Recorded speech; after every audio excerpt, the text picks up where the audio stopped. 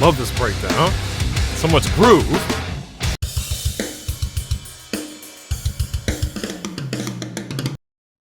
Welcome back, YouTube. It's Drumlion here. Got another reaction video that I'm going to do today. This time, it's the drummer of Slaughter to Prevail, Evgeny Novikov.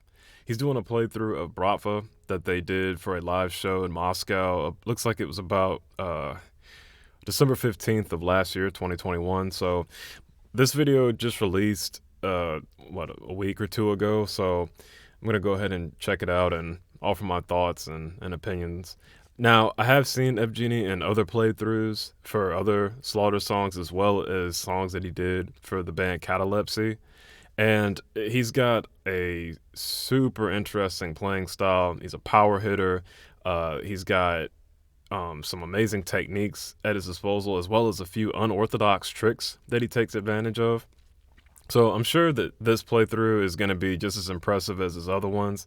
And I'm also a fan of the song, too. I've listened to their latest album, Slaughter's latest album, in its entirety a bunch of times. So I am curious to see how he performs with this song, though. And yeah, so let's just get into this.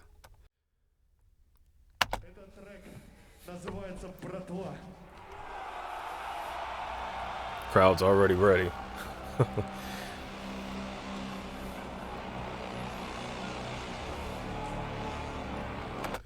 Okay, real quick before they get into the song, I've seen older playthroughs with Evgeny when he was in Catalepsy, and he was a lot smaller physically back then.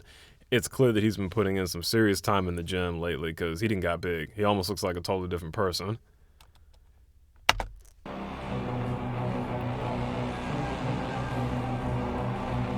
I can't wait for my mask to get here. I ordered one a few weeks ago.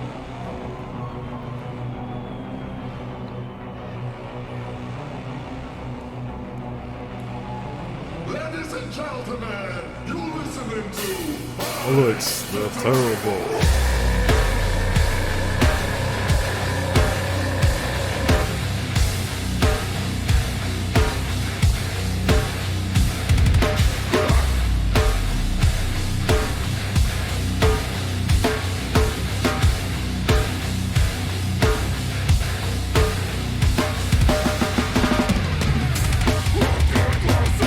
Beautiful film.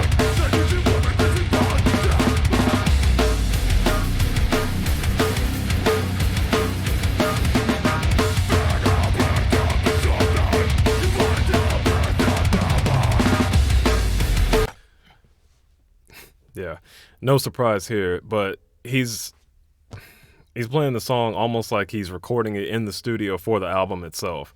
It sounds exactly like the studio recording. No mistakes. It's super even, super precise.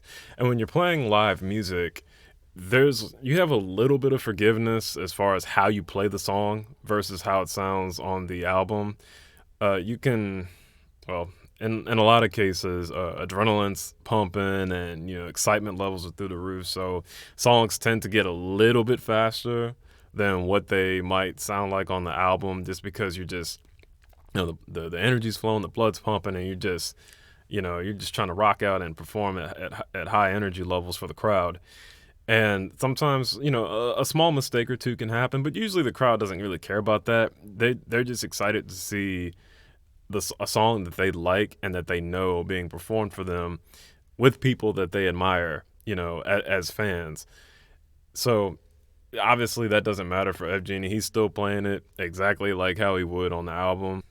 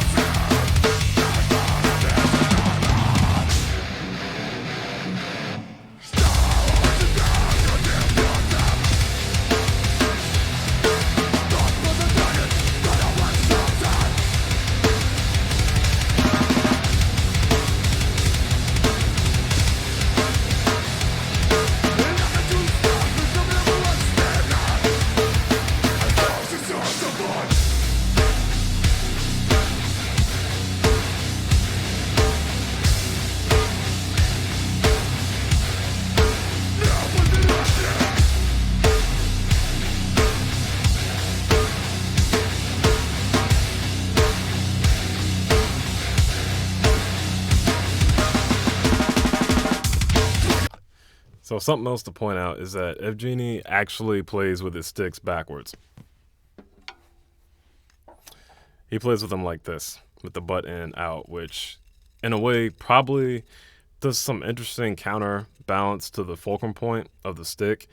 It could contribute to extra power, but in any case, I know that it doesn't slow down his technique at all, whether wrist, fingers, the push-pull technique that he does for blast beats, it doesn't slow it down at all.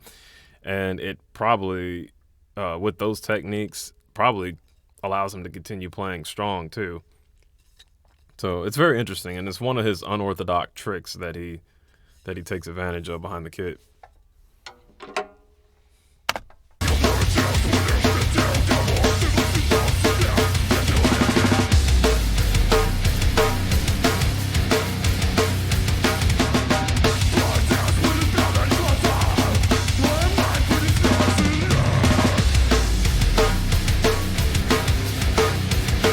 I love how much groove this song has.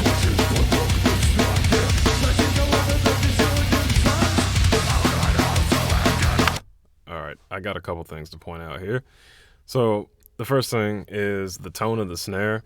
It doesn't sound like he has a whole lot of buzz or sizzle underneath the snare. So, his snare wires are probably cranked super tight. All you get when you hit the snare is just a loud crack or a loud pop when you hit it, which works out well for this type of music because it's able to more noticeably and sonically kind of cut above the mix a little bit, which is super important, especially for live music where the audio engineer, which I'm sure the audio engineer for this show probably really took the time to make sure that he mixed the band appropriately, but you don't always get that, especially like if you're not a headlining act. You might have an audio engineer that he might be having a bad day, doesn't really care about what type of music that you're playing, and he just quickly mixes the band, just, yeah, all right, you're good to go. All right, go ahead and start playing. And next thing you know, you've got certain instrument parts you can't really hear in the crowd that well. And unfortunately, the snare is one of those things that you don't want to be mixed down to the point where the audience is struggling here, because that's your pulse. That's telling the audience exactly how to nod their heads, unless they already know the song already. But if they don't, the snare is their guide. That is like their tour guide for, how they're supposed to headbang or how they're supposed to groove or rock out to the song. So the second thing I want to point out is he's got what looks like two microphones on the batter side of his snare drum. Honestly, I've never seen anything like that before. Using two mics for a snare is not uncommon if you put one mic on the batter side and another one on the snare side so that you can capture like the buzz of the snares even over the crack of the batter head side, and you can kind of mix the tones of those together to get a more complete snare sound. I've never seen two mics on top. If anybody in the comments could tell me what could potentially be the purpose of that, please let me know, because honestly, I'm not sure. I don't have any experience doing something like that.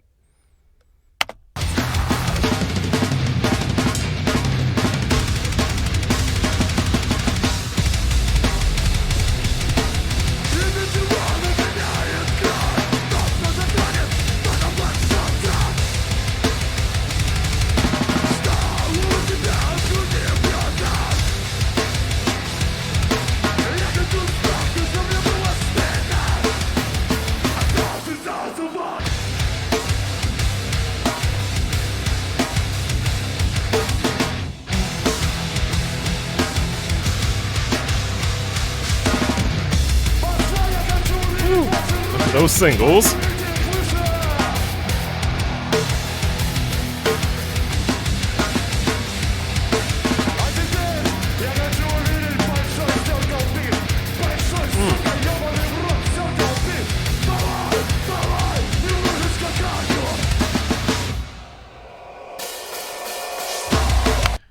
There's no better feeling when you've got a pause in the song lyrically, and you can just let the crowd take over because they know the lyrics.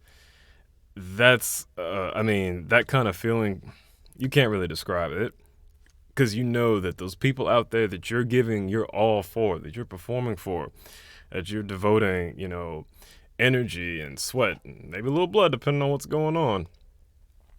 that you're giving your all to them, and they love you for that. They love you enough for that to internalize your craft and your music and make it a part of them. And they're showing you that with how they get involved with it, knowing the words. I think probably one of the most incredible displays of what I'm talking about that I've seen. Slipknot did a show in France. I couldn't tell you the year that they did it, but all I know is that there was an undescribable amount of people in that crowd. And anytime Corey would stop and get the crowd involved, have them sing something, the crowd was right on it. In English. Now they're in France.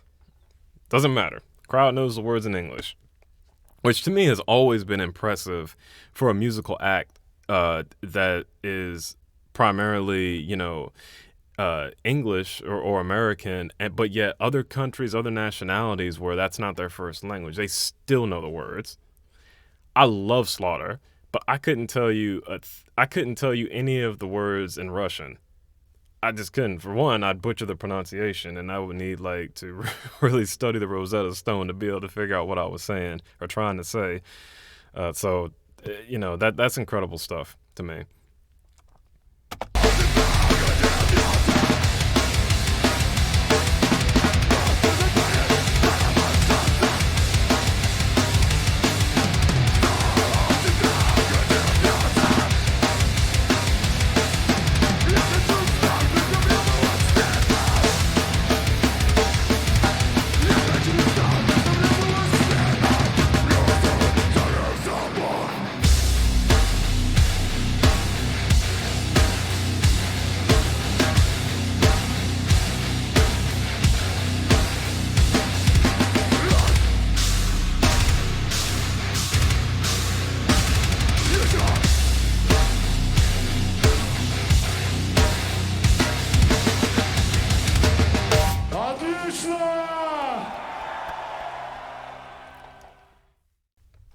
That was just as good as I expected it to be. Wow. Okay, so final thoughts. As usual, Evgeny doesn't disappoint with how he performs. That song was very well performed, and it was very faithful and true to its album, its album counterpart. Which that's incredible to me because it's easy to just get lost in the moment and you're just playing and if a mistake might happen or you might change a part up from how, but he played it what sounded like to me exactly like how it sounds on the album. So in any case, if you haven't heard the album that song Bratva is from, Kostolom, I probably mispronounced that, but Kostolom. Anyways, if you haven't heard the album, I highly recommend that you check it out in its entirety. Every song on there is really good, and you'll be left wondering which one was your favorite, and you'll have a hard time picking any one specifically. I know that for me, I Killed a Man. I love the groove at the beginning of that song. Bratva is really good just because you can just kind of just groove to that. Although Bonebreaker is the first song on the album, and it's the first song for a reason because it comes in with a bang. So it's fantastic. Zabale's got an amazing hook to it. Every song just brings something great to the table. In any case, if you enjoyed this reaction, please leave a like, comment. My channel's fairly new. It's been around, I think I might have hit 30 days a day or so ago. So I'm really trying to gain some sort of traction with the channel because I do reactions. I do original composition playthroughs. I do drum covers, and I mean the niche is primarily hard rock and metal. But again, anybody that's sticking around to leave a like or comment or check out the videos, sincerely thank you, and it's hugely appreciated, and it keeps me motivated to keep wanting to try to push out content, even though there's so many other channels out there.